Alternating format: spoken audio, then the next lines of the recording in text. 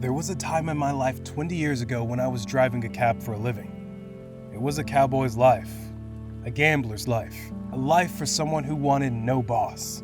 Constant movement and the thrill of a dice roll every time a new passenger got into the cab. What I didn't count on when I took the job was that it was also a ministry. Because I drove the night shift, my cab became a rolling confessional. Passengers would climb in, sit behind me in total secrecy, and tell me about their lives. We were like strangers on a train, the passengers and I, hurtling through the night, revealing intimacies we would never have dreamed of sharing during the brighter light of day. I encountered people whose lives amazed me, enabled me, made me laugh, and made me weep. And none of those lives touched me more than that of a woman I picked up late on a warm August night. I was responding to a call from a small brick fourplex in a quiet part of town. I assumed I was being sent to pick up some partiers, or someone who had just had a fight with a lover, or someone going off to an early shift at some factory for the industrial part of town. When I arrived at the address, the building was dark except for a single light in a ground floor window. Under these circumstances, many drivers would just honk once or twice, wait a short minute, then drive away. Too many bad possibilities awaited a driver who went to a darkened building at 2:30 in the morning. But I had seen too many people trapped in a life of poverty who depended as the cab as their only means of transportation. Unless the situation had a real whiff of danger, I always went to the door to find the passenger. It might, I reasoned, be someone who needs my assistance. Would I not want a driver to do the same if my mother or father had called for a cab? So I walked to the door and knocked. "Just a minute," answered a frail and elderly voice. I could hear the sound of something being dragged across the floor. After a long pause, the door opened. A small woman, somewhere in her 80s, stood before me. She was wearing a print dress and a pillbox hat with a veil pinned on it, like you might see in a costume shop or a Goodwill store, or in a 1940s movie. By her side was a small nylon suitcase. The sound had been her dragging it across the floor. The apartment looked as if no one had lived in it for years. All of the furniture was covered with sheets. There were no clocks on the wall, no knickknacks or utensils on the counters. In the corner was a cardboard box filled with photos and glassware. "Would you carry my bag out to the car?" she said. "I'd like a few moments alone. Then if you could come back and help me, I'm not very strong." I took the suitcase to the cab, then returned to assist the woman.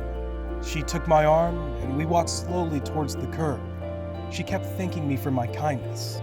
"It's nothing," I told her. "I just try to treat my passengers the way I would want my mother to be treated." "Oh, you're such a good boy," she said. Her praise and appreciation was almost embarrassing.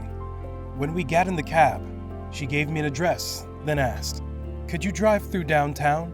"It's not the shortest way," I answered. "Oh, I don't mind," she said. "I'm in no hurry. I'm on my way to a hospice." I looked in the rearview mirror. Her eyes were glistening. "I don't have any family left," she continued. "The doctor says I should go there. He says I don't have very long." I quietly reached over and shut off the meter. "What route would you like to go?" I asked. For the next 2 hours we drove through the city. She showed me the building where she had once worked as an elevator operator. We drove through the neighborhood where she and her husband had lived when they had first been married.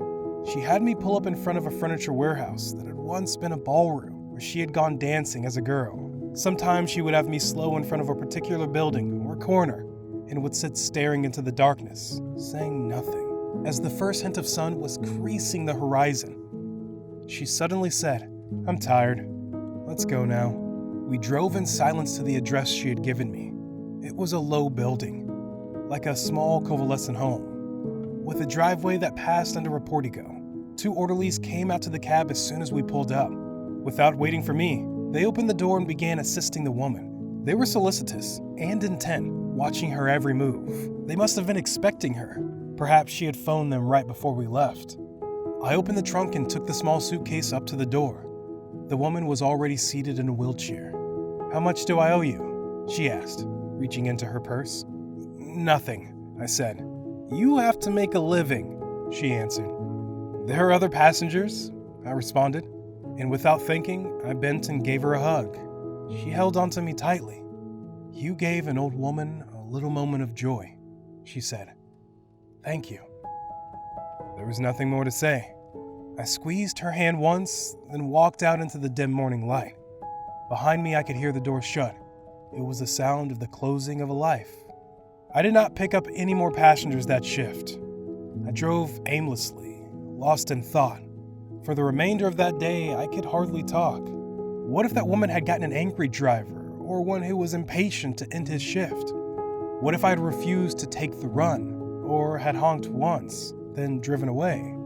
What if I'd been in a foul mood and had refused to engage the woman in conversation? How many other moments like that had I missed or failed to grasp? We are so conditioned to think that our lives revolve around great moments, but great moments often catch us unaware, wonderfully wrapped in what others may consider a small one. When that woman hugged me and said that I brought her a moment of joy, it was possible to believe that I'd been placed on earth for that sole purpose of providing her with that last ride. I do not think that I have ever done anything in my life that was any more important. Thank you for watching this video. I hope you enjoyed it. Subscribe to see more from me.